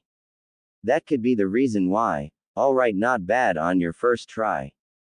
N crossed his arms and scowled. Yay, but I didn't even touch you. A ruffled his little brother's hair. Don't fret, N, you couldn't hit me cause I'm too awesome to get hit by 10 clones, but I bet you could have beaten a genin, and not even they can make 10 clones, and you're just starting the academy. Besides, maybe one day you may beat me in a fight. Just remember this, N. Never give up and give it your all. If you follow that, then I have no doubt you can become one of Kumo's strongest ninja. N beamed at A's praise, but it turned back into a scowl at the ending. Now if only you and B would stop being idiots and stop rapping, then people will take you seriously. Hey, rapping is a gift. If you can't accept that, then you need a lift. N rapped. A sweat dropped. What does that even mean? Okay, N, since you have such a powerful affinity for lightning, we are going to do elemental training. As A said this, he walked up to one of the trees on the outskirts of the training area and grabbed a handful of leaves. Normally only Junin do this, but since I am a good teacher and your affinity is so strong, we are going to start now. Okay, and I want you try and crinkle this leaf by turning your chakra into lightning. He said this while pushing chakra into one of the leaves, making it crinkle into a small ball. N nodded and grabbed one of the leaves and sat down. Closing his eyes, he focused his chakra and pushed it into the lead. Looking down, he saw the edges of the leaf crinkle a little. N's brow furrowed. Man, this isn't as easy as I thought. After several more tries, the crinkle got a little bigger by a centimeter. Well, it's getting there, he thought happily. 2 hours later, N's eyes were closed in concentration before snapping them open and pumping chakra into the leaf. He watched as the leaf crinkled around the outside, but it wasn't even as crinkled as A's. Man, what am I doing wrong? Okay, N, think, what did you do when I said to call lightning? Imagine your chakra sparking and moving like lightning, so if I do it like this. Doing what he thought with his chakra, he watched as the leaf crinkled, only the very center was still the same. They are like the leaves Naruto uses for wind manipulation, if you're wondering. Yes, I'm doing it. N grinned. Looking up to tell his brother how close he was, his sweat dropped when he saw his brother sleeping at the base of a tree. That jerk, he is supposed to be training me. N then grinned, thinking of a good prank. Very quietly he went to the house and grabbed a bucket full of water and very quietly snuck up to his brother and poured the bucket on A. Woke up with a jolt and saw N laughing on the ground. Gritting his teeth, he stormed over to N, who then realized the danger he was in when he saw A's eyes, which were furious. N held up his hands and backed away slowly with a nervous smile. Hey now bro, it was just a elbow bolt. N was then sent flying across the field. A smiled as he walked over to his brother. Next time, N, just nudge me, cause if you do that again. A's body started to have lightning surround it, making N pale before nodding, promising he wouldn't do it again. After this happened, N remembered what he wanted to show A. Oh yay, Annie, look what I did, I'm almost to the center. N showed A the leaf. A's eyes widened a bit before he grinned at his brother. Wow, N, I'm impressed. It takes most Junin weeks to do that and you already got it down in 2 hours. You're gonna be a good lightning user. Maybe when you're older I'll teach you the lightning armor. N's face brightened at the praise and he grinned when he heard that he could learn the lightning armor when he got older. Alright, N, I think you deserve to learn a jutsu. This is called lightning bomb. Later that night, 12 o'clock. At the Raikage's house, two pairs of eyes opened from their pretend slumber. A was asleep and their father was still at work. N and B met at the gate and nodded at each other before running out of the house. They wore black cloaks over their day clothes to not attract attention to them. Their destination was the Jinchuriki cave. Can anyone think of a good name for this? I don't have any ideas. They soon arrived at the waterfall where they then entered the chamber where the tunnel led to the pool and the rooms. The atmosphere was tense. Both B and N were nervous for this night was going to be one of the most important nights of their lives. Tonight was the night when they would meditate on the pool. Tonight was when they would enter their minds. Tonight was the night when they would meet their beau. This is where they would become legends. 6 years later, a black blur sped through the streets of Kumogakure heading for the Ninja Academy. Once the academy was in sight, the blur slowed down to show a tall, muscular blonde kid. N had changed a lot over the years. Thanks to his father and brother's training, he was very strong. The past 6 years had been grueling on N, but in the end it was worth it. Like Kyuubi had said, with his Crimson Lightning he had very high control over the element. He was so far in his training that his father and older brother had taught him their famous lightning release armor. While he was nowhere near his father's and brother's speed, strength, and skill, it didn't mean he wasn't strong. Without his armor and with his weights on, he was still at least Chunin level in speed, and without his weights and lightning armor he was around Junin speed, which was something he took great pride in. Another thing he took pride in was his skill in Kenjutsu. He and B had done the impossible and had made their own Kenjutsu style where they used 7 swords located on various body parts, and when they used all their swords few could keep up with their speed and unpredictably. N couldn't help but chuckle when he and B had shown their new Kenjutsu style. He had looked like they had fallen from the sky. His skill in ninjutsu was off the charts thanks to his family and the scrolls he found in the Jinchuriki cave. His genjutsu skill was still suckish, but thanks to being friends with the Kyuubi he could get out of genjutsu easily enough by having Kyuubi disrupt his chakra. Another major thing that had happened that only 2 other people and 3 beau knew about was his training in Kyuubi's chakra. Right now he could go up to 3 tails without losing control. Thanks to B and Yugito he didn't have to worry about attacking anyone since the cave was off from the village and the cave helped hide the chakra, making it near impossible unless you were a highly skilled sensor to notice it, and if either of the Jinchuriki did get out of control then the other 2 would calm them down. As he walked to the classroom he stopped in front of a mirror and looked at himself over. N was 5 feet 2, a little on the tall side for boys his age. His bright blonde hair was short and spiked upwards. He had a muscular build thanks to his physical training with A and his father. Although he was only 12 you could still see the muscles under his shirt. N wore a white jacket with red lightning moving around the jacket and a hoodie on the back. He wore black shinobi pants and red ninja sandals. Around his neck were a pair of shades not unlike his brother's, but instead of them being brown they were crimson. He had 7 swords sheathed on his back with their red hilts sticking out, like anime. On his arms he had 2 gold metal wrist guards not unlike his older brother A. A white Kumo forehead protector was worn proudly on his forehead. If you're done preening yourself you should get to class so you can get your genin team and sensei. A familiar voice spoke in his head. Hey Q, you excited? N asked his beau. I should be the one asking this to you. You have been waiting for this for a while. Kyuubi told him. Yeah, I know, I'm so pumped now, I hope I just don't have a team that I'll get dumped. N rapped in his head. A sigh could be heard in his head. What does that even mean, Kit? Kyuubi asked him. N looked down. What if I get a team and sensei how only see me as the demon brat? N asked in a worried voice. Don't worry kid, I don't think your father would do that, and even if that does happen there isn't that much they can do since you're already at Chunin level even if you only graduated yesterday. Kyuubi told him. N grinned. Yeah, you're right Q, I shouldn't have to worry about stuff like that. During the time N had been talking to Kyubi, he had arrived at his classroom. N stepped inside the room and went over to the back right corner of the room where 4 other people were sitting and just talking. With his normal goofy smile in place, he walked up to them. "Hey yo, what's up ya know?" he asked, using hand signs to help his rap look cooler. The 4 people just sighed at their friend's greeting. There were 3 girls and 1 boy. One was a girl with pale skin and light blonde hair. Even though she was only 12, she already had borderline B-sized, which had caught the attention of many of the guys in the class. She wore a black V-neck t-shirt that showed off some of her and had a tanto on her back. Her name was Samui. The second girl was a redhead with dark skin. She had amber eyes and gold earrings. Her name was Karui, whose dad was Aragi, who had supplied N and B with their swords.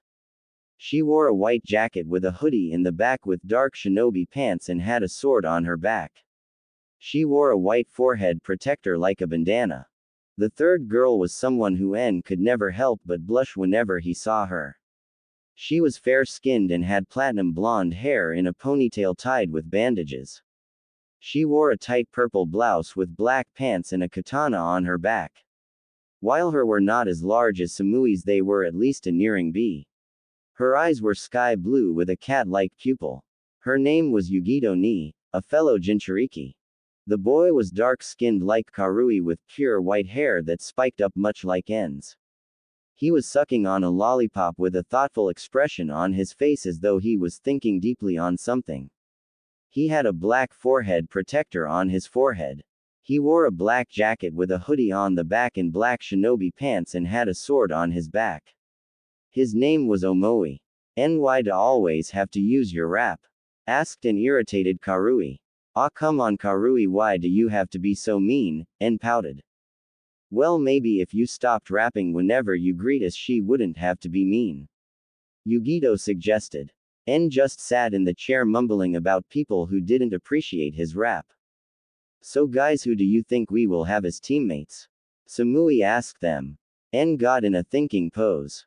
"Well, I'm guessing you and Omoi will be on a team since your families are always on the same team. As for me, I will probably have Yugito-chan on my team."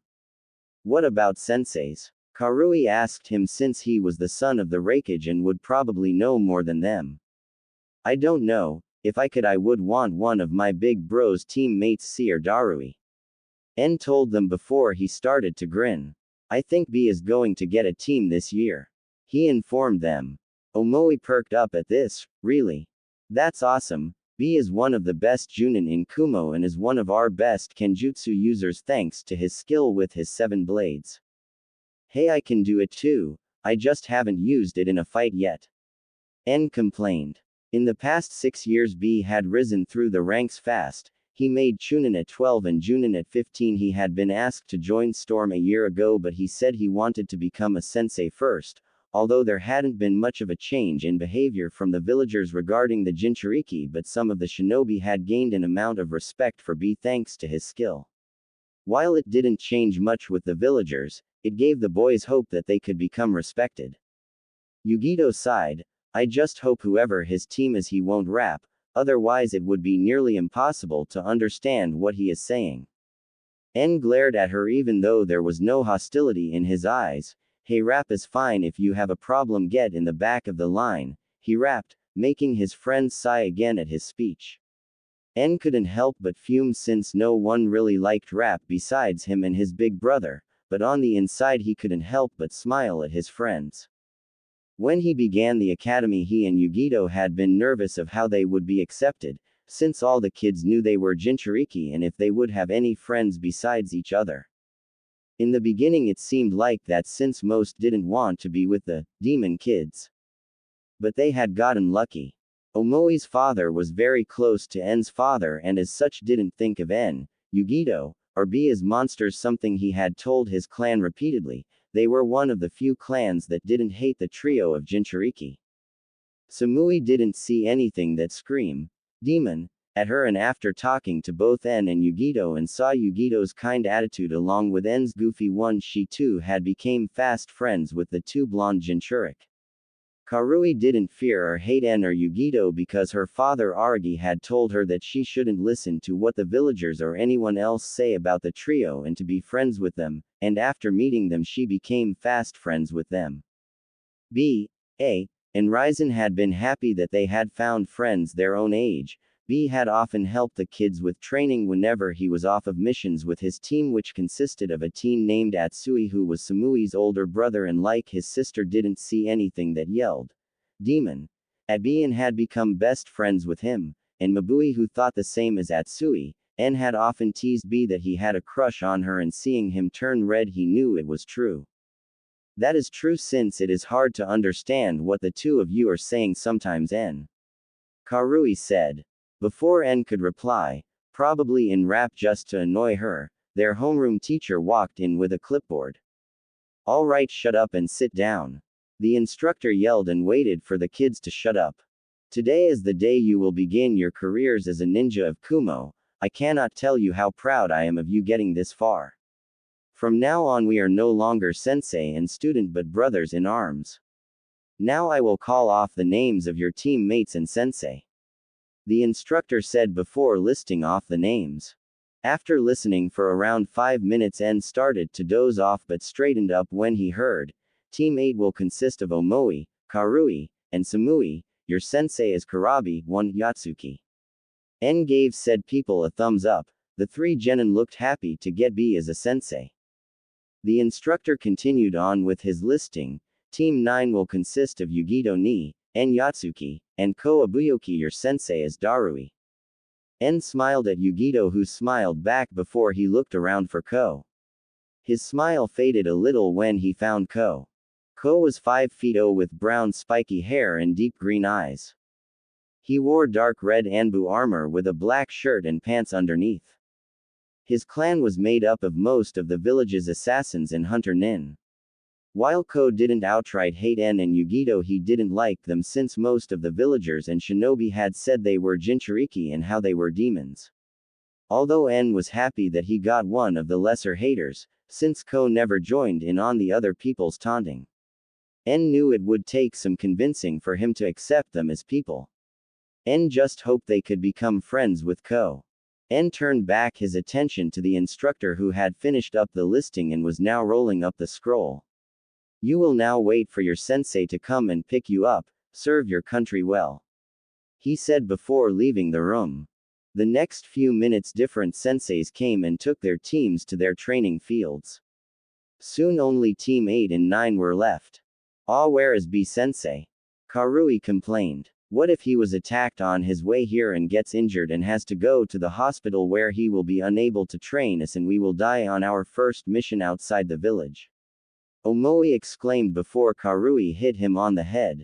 Be quiet Omoi Baka, no one wants to hear your theories. Karui said. Knowing Big Bro he is probably planning his entrance and how he is going to rap, En said with a smile. Before anyone could respond to En, the door slammed open revealing a giant man with sunglasses sauntering in with a smile in place as always. B had changed a lot over the last 6 years. He was as tall as A and had the same build as him. He still wore his brown sunglasses. His whitish blonde hair was in his braids and combed back with his hayate placed like a bandana and a goatee. He also had a blue tattoo of a bull's horn on his left cheek, which in En's opinion was pretty badass. He didn't wear a shirt, only a white Kumo Junin jacket, and you could see where the iron armor seal was located on his shoulder. B also had 7 swords with red hilts sheathed like N. He also had a long, red rope belt tied around his waist, the standard Kumo hand and shin guards, shinobi sandals, and a white scarf around his neck, like anime but he looks younger. Yo yo yo. Waz up Team 8. When I'm done with you y'all gonna be great. B rapped. Yo big bro. N greeted his brother moving his fist in front of him for a fist bump, which B happily returned. Yo lil 9 is see you got Darui as a sensei, that's pretty cool ya fool. B said. N gained a tick mark. I'm not a fool ya fool. You are fool. Ya fool. Shut up big bro. Yugito sighed as she watched the 2 brothers bicker among themselves like children. Can B really be an elite Junin? Not to mention N is strong too, but sometimes they act like children, Yugito thought to herself. Ah, don't say that, kitten, you know how those two are. Why fight what you can't change? A familiar mature female voice spoke in her head. Oh hey Nibi, Yugito thought to her view. So kitten excited to be on the same team as your boyfriend? Nibi asked her. Yugito blushed at Nibi's words but managed to hide it before anyone asked why she was blushing. Nibi. For the last time, En-kun is not my boyfriend, she said. Nibi started to giggle. Whatever you say, kitten. I'm just saying, look at how cute he is. When he gets older he will be a hunk. You should tell him you want to talk to him outside, and once you pass a closet push him inside so you can ride his, Nibi. Yugito yelled, mentally failing to suppress the blush at her perverted demon's words. It was so unfair. Why out of all the 9 view did she get the most perverted? I'm offended, kitten, that you would even suspect me of being a pervert, Nibi said in mock hurt. You are one. While this was going on, En noticed Yugito's blush and stepped forward until he was right in front of her with their noses nearly touching and put his hand on her forehead. Are you okay, Yugito-chan? You're really red, but you don't have a fever, so why are you red? He asked, confused, not getting why Yugito got even more red when he touched her and didn't notice they were so close their noses were almost touching. Yes, I'm fine, En-kun, Yugito said, trying to lessen her blush. B watched the two other Jinchuriki act around each other with a grin. Ah yeah, Lil Miss 2 got the hots for Lil 9, but he doesn't know what is going on. Love can be so cruel, B thought in bad rap. When will you stop that garbage you call rap? Hachibi moaned from his mindscape. Hachibi had started to seriously regret setting up a mental contact with B. How was he supposed to know he even rapped in his thoughts? Ah, come on Hachi, I gotta be me, you see, B rapped back. Hachibi banged his head against the cage. Why couldn't your father have sealed me inside a non-rapping human? Hachibi complained. Ah, don't be so mean, Hachi, B said to his view. Over the past 6 years, B had gotten farther ahead in using his Bu's chakra than En and Yugito. He mastered the 4-tailed state and was starting to do the 5-tailed state. It had taken a lot of work to not go in a version 2 since no one could be able to stop him if he lost control. En had wanted to get farther in using his Bu chakra too, but had decided not to since he was younger than B and didn't have as much control. Alright Team B. We gonna go to training field 8, ya see. So let's go. Oh yeah, we. B yelled before jumping out the window, soon followed by his new students, albeit they decided to use the door than the window. En just shook his head in amusement at his brother's parting before turning back to the door, where a fairly tall dark-skinned man walked in. Darui had white shaggy hair, which covered his left eye, and wore a high-collared, sleeveless uniform with loose-fitting pants, bandages on the wrists, and a white one-strap Kumo flak jacket. He seemed to have a lazy look to him. Alright, you guys are Team 9. Hopefully this won't be dull, Darui told them. Come to training field 9 inches, and with that he left. Yugito and En looked at each other before nodding and headed out of the door with Ko behind them to training field 9, where Darui was waiting for them. Hey Darui, what's up? En asked him. Darui smiled at the exuberant Jinchuriki. I'm doing fine, En. Darui was A's teammate along with C, who learned under En's father the Raikage. He had the storm release Kekkei Genkei and was able to use black lightning like the Raikage. Both him and C didn't see the trio of Jinchuriki as monsters thanks to being teammates with their older brother and taught by their father. Everyone in Kumo knew how protective A was of his little brothers, if anyone called his little brothers demon or anything of the like in front of him. Well, let's just say the last guy who did is still in a hospital eating food through a straw. Darui and C had helped A and the Raikage train B and N and had come to see them as little brothers.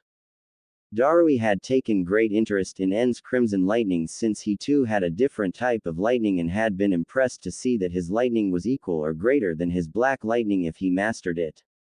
C had also taken an interest in N, Yugito and B since both had the skill to be censors. Although C didn't know that was ability given by their Bu. N seemed to have the best range so far, which had a range of 2 kilometers, 1.24274 miles. With Yugito it was 1.5 kilometers, and B at 1 kilometer, which N and Yugito liked to tease him that he had the lowest range of them, much to B's irritation. As the newly formed Team 9 gathered around their sensei, Darui spoke again. Okay, let's begin introductions. I'll go first. My name is Darui. My likes are onigiri, training, and my friends. My dislikes are people who think of people as monsters. He glanced at En and Yugito. And sour food. My hobbies are kenjutsu and training. My dreams for the future are to continue serving the Raikage and Kumo, and to make you guys some of the most powerful ninja Kumo has ever had. He glanced over at Yugito. Alright, you go, Yugito. Yugito smiled. My name is Yugito Ni. My likes are my friends, the color purple, sushi, and training. My dislikes are people who see N-kun, B, and I as demons, people who try to hurt my friends, and the time it takes to make sushi. My hobbies are training, reading, and spending time with my friends. My dream for the future is to become a powerful protector of Kumo and to prove to the people of Kumo that I am not a demon. Darui nodded and turned to N. Alright, you next, N. N grinned. My name is N Yatsuki.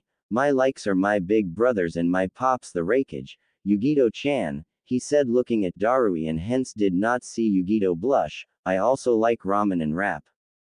I dislike people who see Yugito-chan, B ni, or I as monsters, the 3 minutes it takes to make ramen, and people who dislike my rap. My hobbies are training, making new raps with my big brother B, and pranks. My dreams for the future is to become a powerful protector of Kumo, to master my dad and big bro's lightning release armor, to become a successful rapper, and to become Raikage. Darui turned to Ko, and last but not least Ko. Ko glanced around before shrugging. My name is Ko Abuyoki. My likes are my family, friends, and training. I dislike people who threaten my family. My hobbies are spending time with my family and friends. My dream for the future is to become a respectable clan head. Ko said. Alright, tomorrow we will start doing missions. You 3 are the best of the class and I have high hopes for you guys. We will meet here again at 8 to do training. Now you can go home. I look forward to teaching you. Right now I have to report to the Raikage about our team. Darui told them before walking off. En nudged Yugito to follow him as they got up to leave before calling over his shoulder. Hey Komi and Yugito-chan are gonna get something to eat to celebrate becoming ninja with some of our friends. You wanna come? It'd do good for us to get to know each other. En offered. No thanks, En-san, Ko said bluntly and walked away. Yugito sighed. I guess he is one of the haters, she said in a quiet voice. Don't worry, Yugito-chan, we'll get him to open up to us. Remember, we thought of this before we started the academy and we got Omoi, Karui, and Samui to not see us as monsters. What's not to say about Ko? We just got to be patient. En said optimistically before grabbing her hand and started to drag her toward their favorite place to eat, once again not noticing the blush on Yugito's face. They soon arrived at a small shop located in one of the many mountains of Kumo. The inside of the cave had a homely feeling and En and Yugito could smell food cooking, making their mouths water. Inside, the newly formed Team B sat at a booth where B was trying to convince them that rapping was so much cooler than normal talking. I'm just saying, yo, rapping is definitely the way to go. Rap is the greatest of arts and it doesn't need to be dissed by you tarts. B rapped using eccentric hand signs to help prove his point. Shut up, B sensei. Karui yelled, trying to stop her new sensei from rapping any more than necessary. Ah, come on, Karui, I agree with Big Bro. Rap is defiantly the way to go. En said as he and Yugito joined them at their booth. Yo Lil 9 and Little Miss 2. What's up, ya fools? B greeted. I'm not a fool, ya mgh. En said before his mouth was covered by Yugito's hand. En-kun, don't even think of finishing that sentence because every time this happens you and B do it for over a half hour and I doubt the others want to hear that, don't you agree? Yugito said with a smile that pretty much said, agree or else. En paled. Hi Yugito-chan. Karui, Omoi, and Samui sighed in relief that N and B weren't going into "Who was the fool?" rants, which caused said people to glare at them. So how is it of having Big Bro as a sensei? N asked, trying to change the subject so not to endure the wrath of Yugito. It's cool though, like we said earlier at the academy, it can be hard to understand what he is saying. Samui said. I'm hurt what with you saying that in a school. Why do my students have to be so cruel? B cried. Yugito sent Team B a sympathetic look.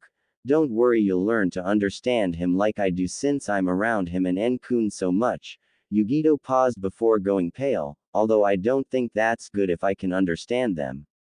N and B both had anime tears, mumbling about people hating their art, much to the amusement of the newly made genin. As N and B were still brooding, a small old lady walked wearing a green apron and a wooden spoon in her hand over to their table. She had a kind face with wrinkles and gray hair tied in a ponytail. Hello, it's nice to see you guys again, she said with a smile. Hey Granny Kicho. N greeted with a raised hand before he was whacked on the head with Kicho's wooden spoon. N, what did I saw about calling me old? Kicho said with a small glare while brandishing her spoon, which caused N to shrink back in his chair in fear of getting whacked again by her spoon. Hey, sorry Kicho, N said nervously. Kicho just shook her head in amusement. I'm guessing you'll have what you three always have, a couple plates of fired beef, 10 bowls of ramen, and 5 plates of sushi. She asked B, N, and Yugito, who all nodded eagerly. Kicho was another of the few people in Kumo who didn't hold any hate for the Jinchuriki trio. She didn't see anything that said demon to them. It also helped that the trio ate with the appetite of a small army, so she was getting good business from them. She liked B and N's goofy attitude and Yugito's kind attitude. She saw them as grandchildren, and in turn they saw her as a grandmother figure. Alright, what will you other three have? She asked Karui, Samui, and Omoi. I'll have the roasted duck, but what if I overeat and I find out there is a deadly disease going on that is in ducks, where I then have to go to the hospital and a pretty nurse will see that I only have a few days to live and is heartbroken and swears to never love again? Omoi said to himself before he was bonked on the head by Karui. Be quiet Omoi baka, you overthink things, Karui said. She turned to Kicho. The baka will have the roasted duck and I'll have the tuna. Samui pursed through the menu. I'll have some onigiri. Kicho nodded and went to make their food. There was a comfortable silence before Omoi noticed something. Hey N Yugito, where is Ko and Darui? I thought we agreed for both of out teams to be here. Omoi said. Darui sensei had to go report in our team to the Raikage, though now that I think about it, why are you here B? Shouldn't you be at your dad's office reporting in your team? Yugito asked B. Oh, forgot about that, he. Ah well, I'll report into Pops later. B said, making the genin face vault at his words except for N, who was laughing. Haha man bro, dad's gonna be pissed at you if you don't report in, since he can't leave the office until all the Junin report in their teams. N said, still laughing. B waved away N's warning, I'll be fine, Pops won't care. At which N snorted, since knowing his father he will most likely punish B by whopping his in their next training session, which N and A will happily watch. Yay, well, back to your question Omoi. Yay, Darui sensei went to go report to dad. We told Ko about our teams meeting each other, but he didn't want to. N said, looking down. I'm not really surprised he is one of the haters, Yugito sighed. Omoi, Karui, and Samui saw the sad looks on their faces and immediately got concerned for their friends, while B had an unreadable expression on his face since he experienced the same thing when he went to the academy, where he only had Atsui and Mabui and had luckily gotten on a team with them. Don't worry N, I know you and Yugito will get to him. He'll see you for who you truly are, a good friend in person. Samui encouraged, where both Omoi and Karui nodded at her words. N and Yugito smiled at their friend's words. Thanks Samui, I bet we will. We just have to be patient and soon we'll get to him, though I think we should stop talking about such things though, since we're kinda being a buzzkill.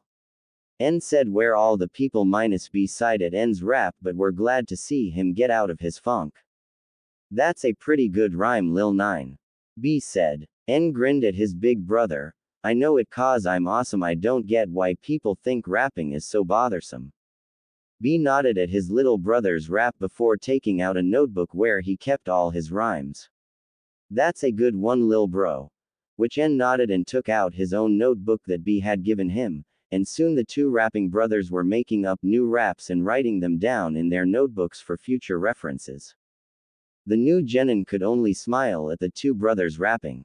The mood for the rest of the night was considerably lighter as they talked about stuff they were learning and laughed at N's pranks on his older brother A and their father. All in all, it was a good night. 1 week later. Come on, Pops, I don't wanna go on another D rank. I'm too awesome to do these chores. N complained to his father, who sighed at his youngest son's complaining. Over the past week, Team Darui had done the bane of all missions, D rank. They had been training hard and Darui had tried to teach the team teamwork, but it had only half worked. N and Yugito's teamwork was flawless. They each covered each other's weaknesses, with N the best at close combat and Yugito providing support but still proving to be a deadly enemy in close combat too when N needed backup. It was with Ko that they had trouble with, since he didn't really want anything to do with the two blonde Jinchuriki. Calm down, boy. Fine, I'll let you go on something other than AD ranks since I know you can hold your own in a fight. The Raikage said, to which N grinned his goofy grin. Ryzen looked at the C ranks missions before finding one that would suit the team. Alright, I have a C rank for border patrol. You will be patrolling this small stretch near Kumogakure. Few people enter this place, so there shouldn't be too much of a problem. Rai said, since he wasn't worried about the team's safety since N and Yugito were at least Chunin strength and Darui was one of his most powerful shinobi. Alright, let's go. N yelled before jumping over his father and smashed through the wall, leaving a decent-sized hole. Ryzen's eye twitched as he stood up and walked over to the hole his son had made before yelling out, N, get your back in here. Do you know how much paperwork you and make by smashing through walls? Just use the damn door. Darui sighed. Well, at least things aren't as dull as I thought they would be. The rest of Team Darui left to follow their more eccentric team member, though they decided to use the door. Border of Kumo near Kumogakure. Team Darui were tree hopping along the border of Kumo. Both N and Yugito were taking turns sensing for any chakra signatures. So far nothing had happened out of the ordinary. All right, team, let's take a break and eat, Darui said. As the team was eating, Yugito decided to try and start a conversation with Ko. So Ko, what's your family like? She asked him. Ko glared at her. Why should I tell you? He asked coldly. N glared at him. She was just asking a question, bro. Ko glared at N. I don't need to explain myself to you, N-san. N got up and put a hand on one of his swords. Look, dude, I know you don't like us, but we are trying to be nice to you, so stop being a jerk. He said, where Ko put his hand on his tanto located on his back. The two looked about. They were going to come to blows when Darui decided to intervene. Enough. N, you two are teammates, you shouldn't be fighting each other. And Ko, I know what people say about N, Yugito, and B, but you shouldn't listen to them, they are just lies. Ko just snorted and turned away. N started to walk away. I'm going to go on, I need to cool my head. And jumped up in the trees and continued on to where they were patrolling. Darui sighed. This is going to be a pawn, he thought. With N continued tree hopping, trying to keep a hold on his anger. Stupid Ko, why can't people not see us as monsters? Don't worry, kid, you'll get to him, Kyubi said in his mind. Just be patient. Yeah, you're right, but still it pisses me off. I just don't like it when people are mean to Yugito-chan. Of course, kid, it's perfectly normal to be defensive of your girlfriend. When N heard this, he almost lost his footing and nearly fell out of the tree he landed in. Nani? She isn't my girlfriend. You could have fooled me. She is pretty hot, why wouldn't you want to date her? Shut up. N yelled in his mind, but he could have sworn he could hear the Kyubi's laughter in the back of his mind. N started to use his sensor ability to see if anyone had crossed the border and immediately noticed a chakra signature at least low Chunin level. He started to head in the direction of the source. He stopped on a tree as he spotted the signature. Even though he was high up in the trees, being a Jinchuriki had given him higher senses and could make out the man through the leaves. En yelled out, "Stop! You are trespassing on Kumo territory. State your business for being here or prepare for an whooping." The man stopped before he yelled out, "I'd like to see you try. Come out, you coward. My name is Mizuki and you don't scare me at all." En dropped down to the ground in front of the person and saw what he looked like. Mizuki had white, slightly bluish hair that reached his shoulders and wore a Konoha Chunin vest. He also took notice of the slashed Konoha forehead protector indicating he was a missing nin, and there was also a rather large scroll placed on his back. The man in front of him scoffed, "You're just a kid. Why don't you go on back to your mama and leave this ninja stuff for the adults, okay?" En glared at the man, "Hey, shut up.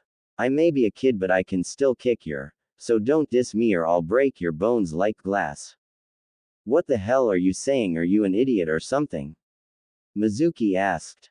En's eye twitched. "It's called rap." Mizuki smirked. "Well, it sounds like crap," he said smugly. En's eyes narrowed. All of a sudden he was surrounded in his lightning armor charged with 15% of his power, crimson lightning crackling around him, directing all of his ki at the man who had taken a step backward in fear. "You can insult me and try to wound my pride, but there is something that I will never let you insult, and that is my rap." En roared before charging forward. Mizuki only had time to think fast before he was punched in the chest with En's fist. He flew backwards into a tree where he soon got up. Glancing around, Mizuki got into a defensive taijutsu style and barely had time to block En's leg that had swept downward to his face by using his arms in an X formation. Even then he was pushed backwards from the force, with his muscles spazzing slightly from the electricity. En appeared behind Mizuki and kicked him in the side, causing him to skid back several feet by applying chakra to his feet to not cause him to fly back in the trees. En took notice of the large scroll on Mizuki's back. "What is that scroll, yo? I doubt it's just for show." En rapped. Mizuki had to bite back his retort, remembering the last time he insulted this kid's rap, before he smirked. "This scroll is an important scroll that I stole from Konoha to give to Orochimaru and prove my loyalty to him. I am going to his base right now." En's eyes widened at the mention of the traitorous Sannin, who was known for his experiments on children and prisoners. "I can't let this guy go. Orochimaru could be in Kumo or Lightning One, for all I know." En thought. "What scroll is it?" En asked, wondering if he would tell him. Inside him, Kyuubi snorted, "Kid, I doubt anyone would be stupid enough to tell an enemy what sort of important scroll they stole fro. It's Konoha's scroll of sealing with some of Konoha's most powerful kinjutsu and techniques." Mizuki said proudly. Silence, and then, "Wow, this guy is dumb as hell." Towick En gave a mental nod in agreement. "When you told me you worked for Orochimaru, I knew I would have to capture you, and now that I find out that you have a scroll with some of Konoha's most powerful jutsu, I have capture you." En said seriously as he charged up his lightning armor to where it was at 30% of power. It was overkill since he could fight Mizuki with just 15%, but En knew he had to capture this man and wasn't going to take any chances. Mizuki, being the idiot that he is, decided to end this fight once and for all and rushed at En, going on offensive, aiming for a punch at his head. That was mistake. Mizuki's punch seemed to come in slow motion to En since he had been hit by A and his dad faster in their practices. This was nothing. He sidestepped and gave a quick punch to Mizuki, which combined with his raw strength and the strength of his lightning armor caused him to fly backwards. Mizuki struggled to stand since lightning was randomly sparking from his body thanks to En's lightning armor, and could only watch as En gathered crimson lightning in his hand until a glove of crimson lightning covered his hands. "I tuned this down since I need to get you alive for interrogation, but it's gonna hurt like hell. Too bad I don't care ya dissed a rap, then my lightning is gonna make ya head ring like a bell." En rapped before rushing at Mizuki, his arms stretched out in front of him. Mizuki struggled to move but couldn't, and could only watch as, lightning style, lightning fist, and was punched in the chest, and the world turned black as Mizuki faded into the sweet and not so gentle embrace of unconsciousness. En watched as Mizuki fell unconscious and smirked. "Ya don't diss the rap, ya fool." He looked at the scroll of sealing on Mizuki's back and decided to check and see if it really was the actual scroll. Opening it up, En was greeted with the sight of different types of jutsu and kinjutsu. "I'll be a son of a gun, this is the actual scroll of sealing. Ah yeah, this is defiantly gonna make my mission record look good." First C rank managed to acquire Konoha's famed scroll of sealing with some of Konoha's most powerful techniques and captured a subordinate of Orochimaru. "Dad's gonna be so proud," En thought with a grin. En then remembered his team and used his sensing ability and found them about 1.5 kilometers from where he came, meaning he had at least 15 minutes to learn some of the just you on the scroll. Pursuing through the scroll, he saw one that caught his eye. Shadow Clone Jutsu. Let's see, allows user to experience whatever the clone experiences, making it good for training or recon. Should only be used for people with large chakra reserves. Well, I'm a Jinchuriki, I think I'm fine in that department. En said to himself as he got up and started to try and learn the Shadow Clone Just You.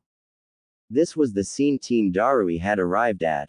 After En had left to cool down, the rest of the team had packed up to catch up to En. When Yugito had sensed En in a fight, they had hurried to now find En surrounded by 10 other Ens, a large open scroll at his feet, a destroyed clearing where it was clear a battle had taken place, and an unconscious man in a Konoha Chunin flak jacket and scratched forehead protector. "En-kun, what happened?" Yugito yelled at En, who had just noticed the arrival of his team and dispelled his clones. "Oh, you know, saw some sights, took in the nature, and I found this guy trying to sneak into our country, so I told him to leave or be captured, and then the guy had the nerve to insult my rap." En said as though he was deeply offended on what the missing nin had said. "En, you shouldn't have run off like that. What if you got hurt?" Darui reprimanded his student. "Well, I needed to blow off some steam and this guy sure helped for that." "And guess who this guy is?" En said. "Who?" Yugito asked. "This guy is a subordinate of Orochimaru." En said, simply, causing the two genin and junin tense up at the mention of the S-rank missing nin. "Are you sure, En?" Darui asked him seriously. "Yeah, the guy proudly stated he worked for the creep, and get this, you see this scroll?" En asked as he picked up the large scroll and rolled it up. "Guess what this scroll is?" En asked. "What is it?" Yugito asked impatiently, since she was getting tired of En's games. En started to pick his fingernails. "Oh, you know, just Konoha's famous scroll of sealing that has almost all of their most powerful techniques in kinjutsu." En said offhandedly, but was grinning on the inside at his team's expressions. Yugito's eyes had reached the size of dinner plates and her mouth was hanging open. The normally impassive Ko eyes reached the same size as Yugito's, though his mouth remained closed, whilst Darui simply raised an eyebrow, but you could still see the shock in his visible eye. "It's what?" Yugito yelled in disbelief, to which En nodded and grinned. "Yay, and it's not a fake, I just got a new Just You from it and it's S-ranked, so this thing is the real deal." En said. "Let me see." Darui said, where En handed him the scroll and he too saw all the jutsu listed on the scroll. Darui glanced up at his student in awe. "En, do you know what Kumo could do with this scroll? We have some of Konoha's most powerful jutsu in our hands." "Great job, kid," he praised, where En rubbed the back of his neck sheepishly. Continue, I do love being praised," En said. Ko looked at him before saying, "Good job," and started to continue on the route for the rest of the patrol. En noticed that as he said that his lip twitched upward for a second in a small smile before going back in its impassive expression. If En hadn't been looking, he wouldn't have noticed it. En glanced at his fellow Jinchuriki. "Did he just?" Yugito just nodded. "Yay, he did." En's smile got even bigger. "We're getting to him." And with that said, he took the scroll of sealing and put it on his back, where Darui grabbed the unconscious Mizuki and followed Ko. The rest of the patrol was uneventful, and soon enough they had reached the familiar gates of Kumogakure. As they walked up to the Raikage tower and saw some of the people look curiously at the still unconscious Mizuki, he also noticed the same old cold glares from the villagers aimed at him and Yugito. He sighed, why does this have to be so hard? He tried to ignore the whispers behind his back. He noticed Yugito could hear them too and nudged her with his arm. When she looked up at him, he gave her a smile that said, don't mind them, to which Yugito gave a small smile too. As they reached Kurai's desk, N asked her if his dad was in, to which she replied that he was in a meeting with A and that he would have wait in the lounge. N just ran into his father's room. Pops, guess what happened? N yelled in excitement, eager to tell his father what he did. His team followed in behind him with an irritated Kurai. Raizen and A looked at their youngest son, brother, curiously. What's up, N? What did you do? Raizen asked his son. N just smiled and motioned to the scroll on his back and the unconscious Mizuki who was on Darui's shoulder. Alright, so we were on patrol, right? And when the rest of the team decided to take a break and I wanted to go let off some steam. N started to say, not mentioning the part where he and Ko nearly fought each other. And I sensed a chakra signature trying to get into Kumo. I went to see who the guy was and I found out it was a missing nin from Konoha. He said, motioning toward Mizuki. I asked him to leave or I would arrest him, and he had the nerve to insult my rap. To which Raizen and aside, knowing how prideful he and B were of their rap, it was a surprise to see that the guy wasn't dead. N's mood turned serious. This guy works for Orochimaru, Pops. He was going to one of his bases. A and Rai tensed up, alarmed. What? Orochimaru has a base in Kumo? A roared angrily, to which N nodded. I'm guessing so, since he was entering Kumo. N rapped. Anyway, I noticed that he had this scroll on his back. N put his hand on the scroll. And you're not going to believe what this is. N's grin seemed to reach new heights, eager to see his family's reaction. What scroll is it, N?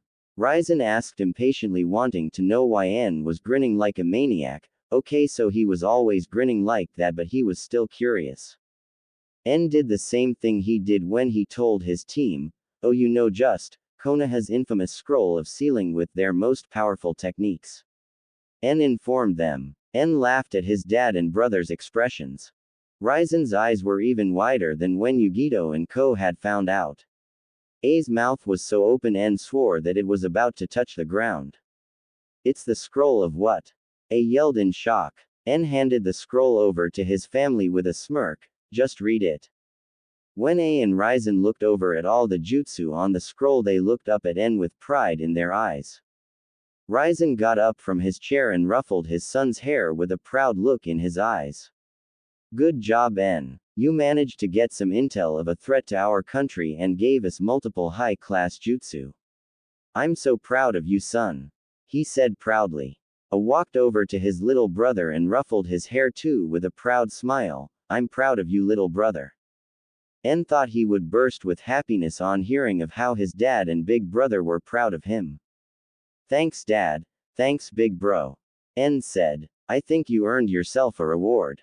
Tonight we will get some ramen and I'll teach you how to combine Shushin with your lightning armor. I think you're ready for it. Raizen said, proud of his youngest child.